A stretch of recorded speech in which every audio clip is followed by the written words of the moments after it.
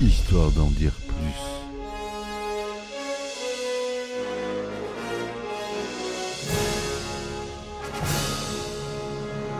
Eh ben attendez, on est en France. Allez, cul sec. Hop.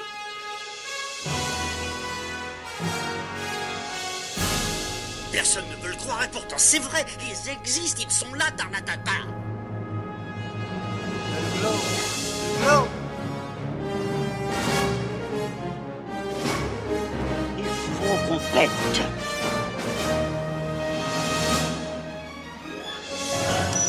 Voyons, circuit branché, correcteur temporel temporisé.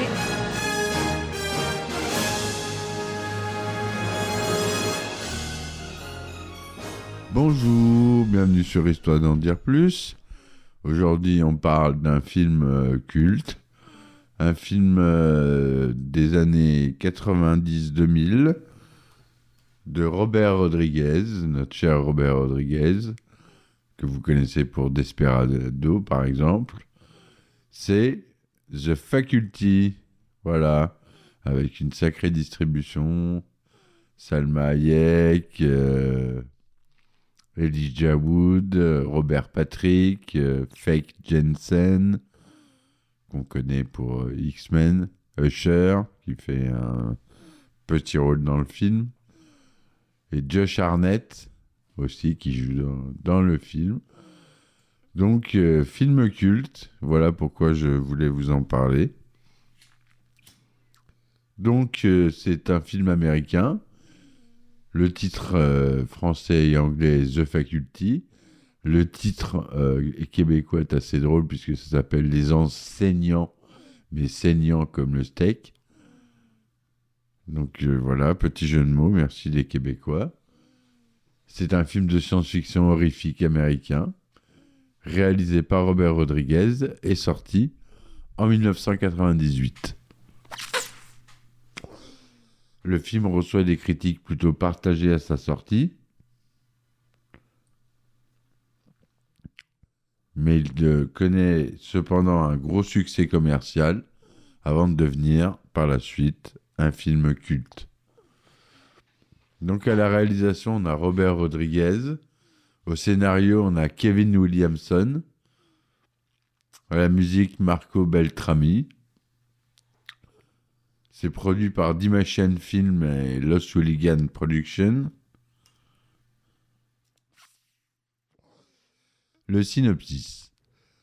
Un soir, après une réunion des enseignants du lycée Eryton High dans l'Ohio, l'entraîneur de l'équipe de football américain, Joe Willis, plante un crayon à travers la main de la principale Drake, Madame Olson, professeure dramatique, la poignarde ensuite avec des ciseaux. Casey Connor, le photographe du journal de l'école, est le souffre-douleur des autres élèves. Il est par ailleurs l'assistant de Delilah Profit, la populaire rédactrice en chef et capitaine des Pop-Home Girls.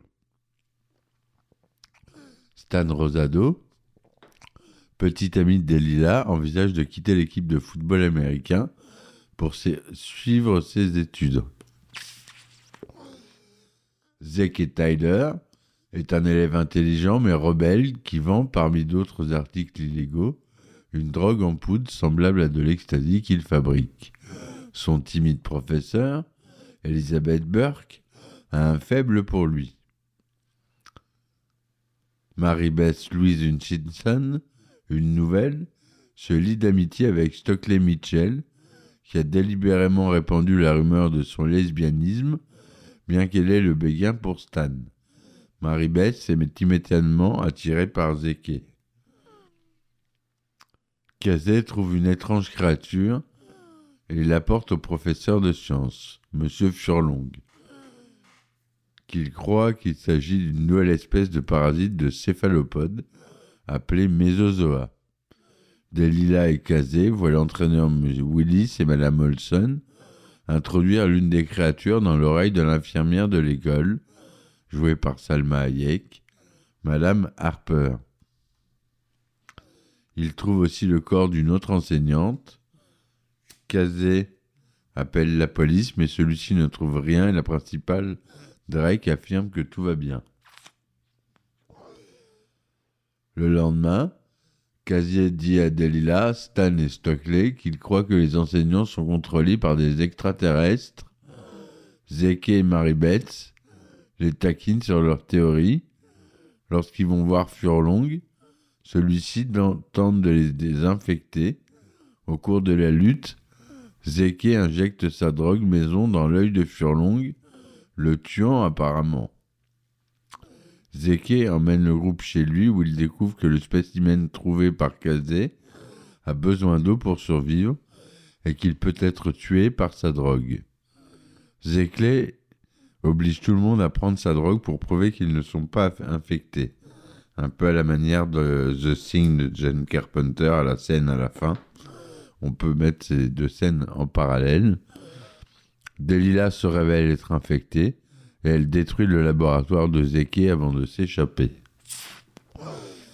Faisant suite à la spéculation de Stockley selon laquelle la mort de la reine extraterrestre ramènera tout le monde à la normale, le groupe retourne à l'école où son équipe de football joue et infecte les joueurs adverses.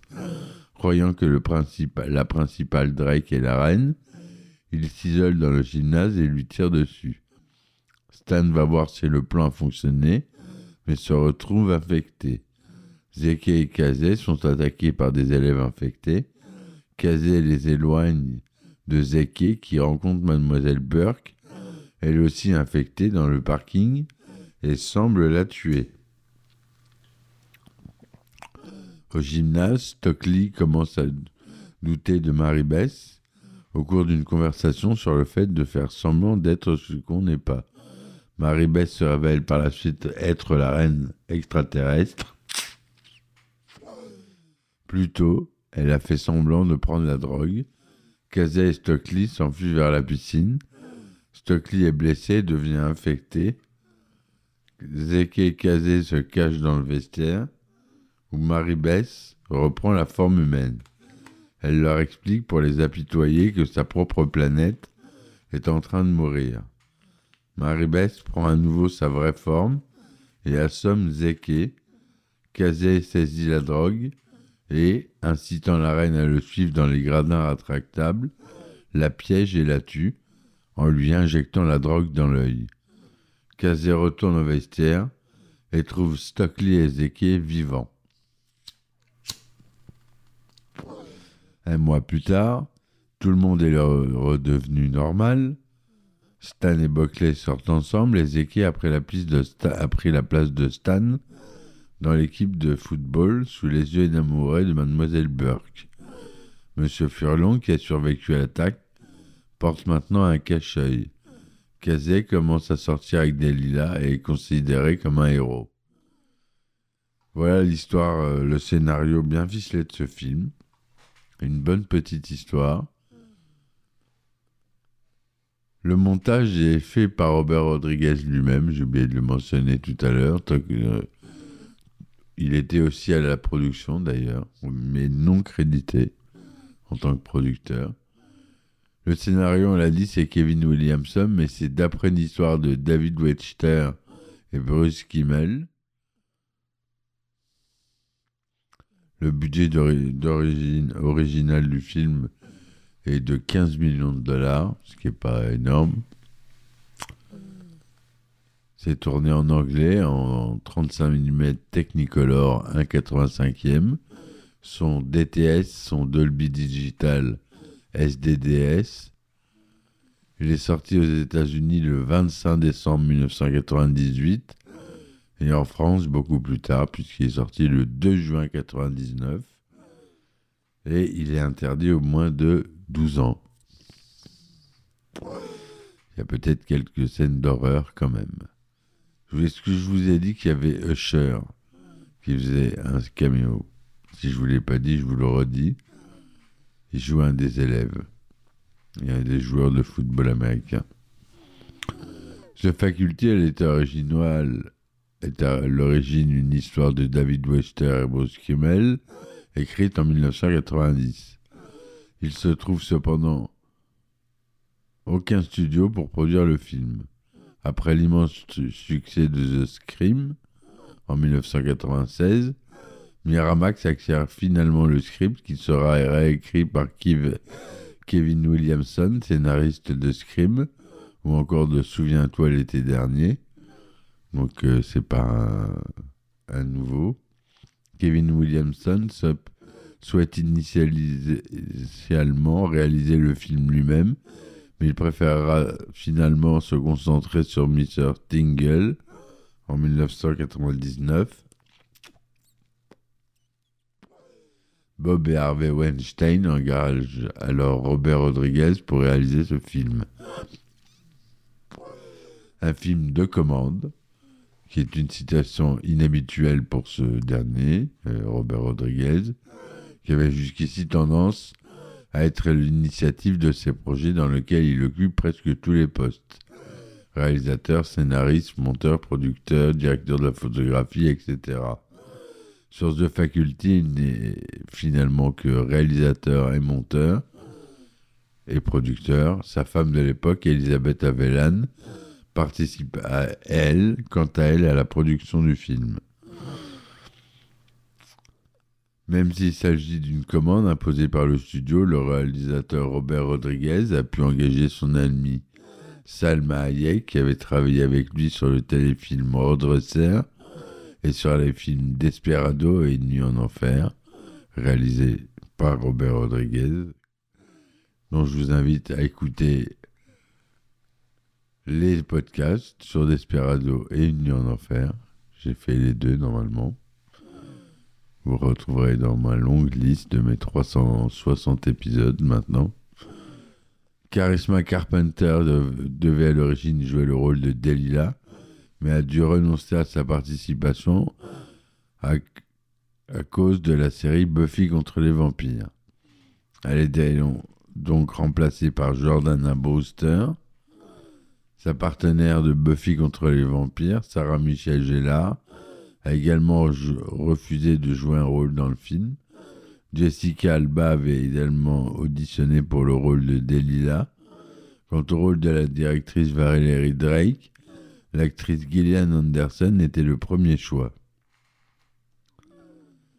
Le film marque le début de la carrière à l'écran d'Usher, à l'époque surtout connu comme chanteur de R&B. C'est également le premier long métrage de Jordana Brewster. Jordana Brewster, qui est une actrice américaine. Tina, l'une des sœurs de Robert Rodriguez, apparaît dans le film dans le rôle d'une fille punk parlant à Mary-Beth dans le bureau.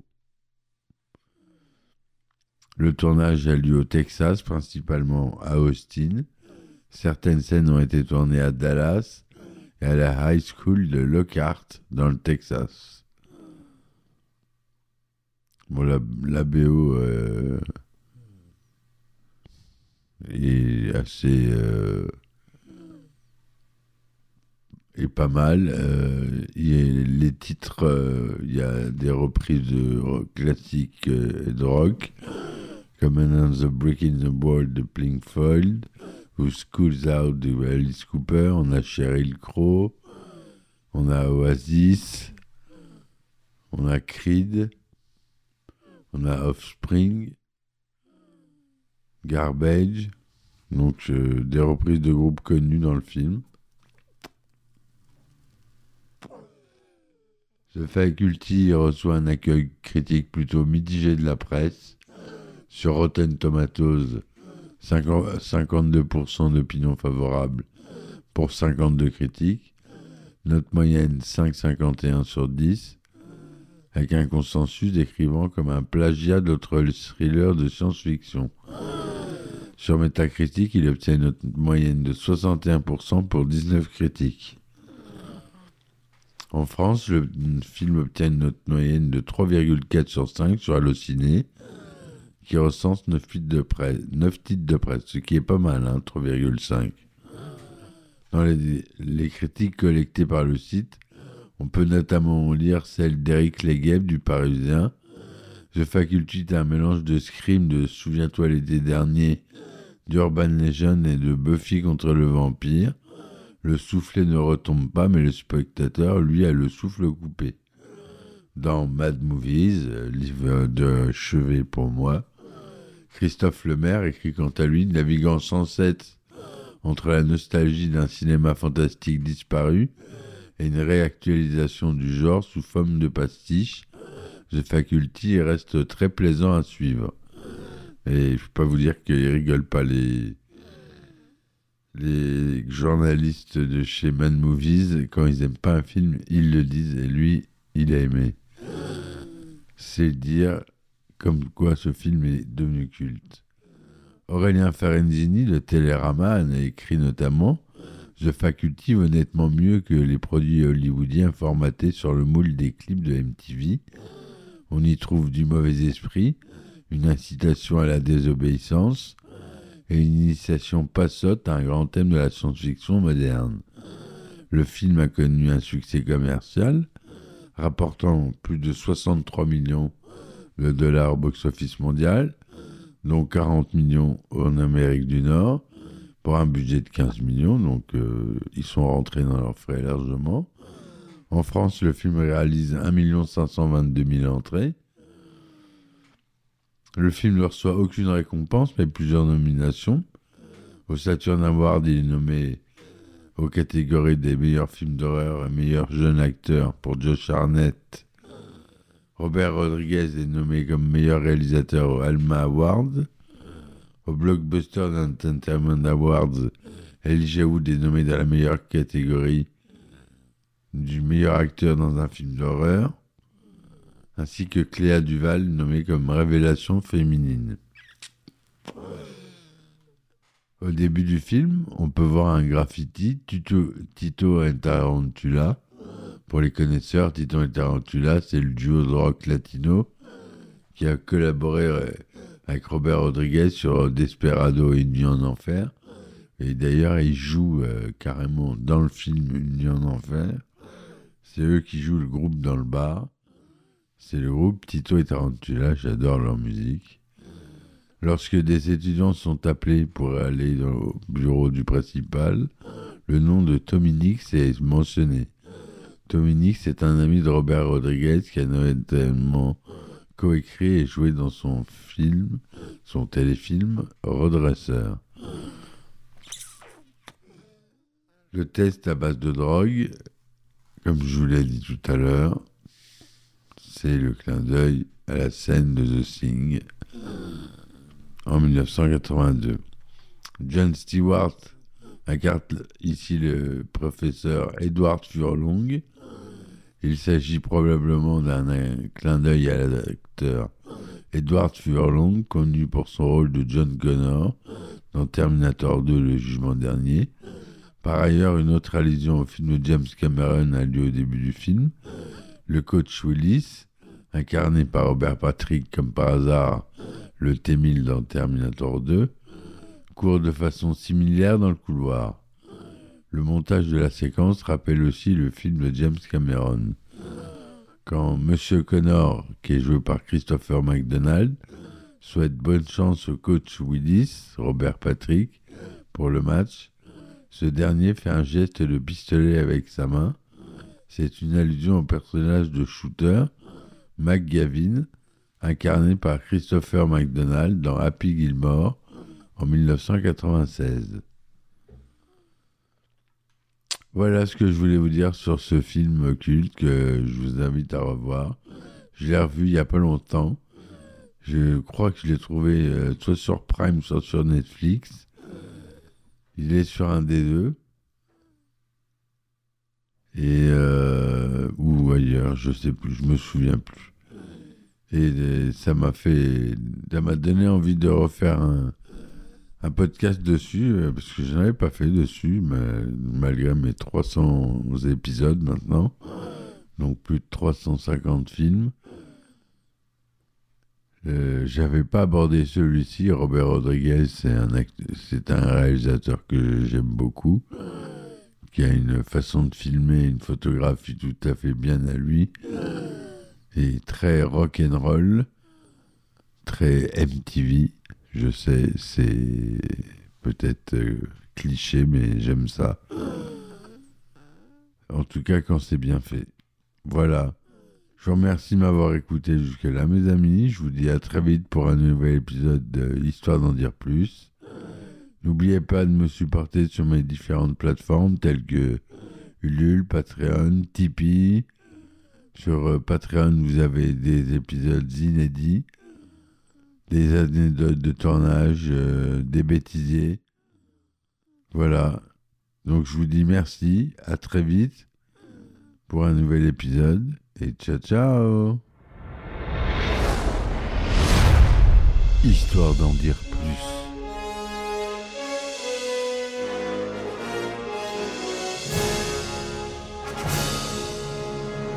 Eh ben attendez, on est en France. Allez, cul sec. Hop.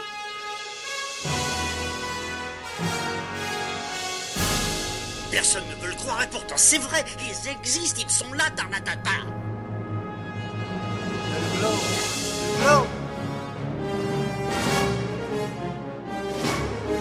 Il faut qu'on pète.